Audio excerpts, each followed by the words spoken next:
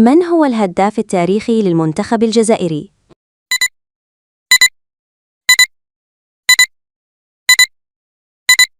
الهداف التاريخي لمنتخب الجزائري هو إسلام سليماني برصيد 45 هدفاً في 101 مباراة، وكان آخر أهدافه في مرمى الصومال بتاريخ 16 نوفمبر 2023 ضمن تصفيات كأس العالم 2026.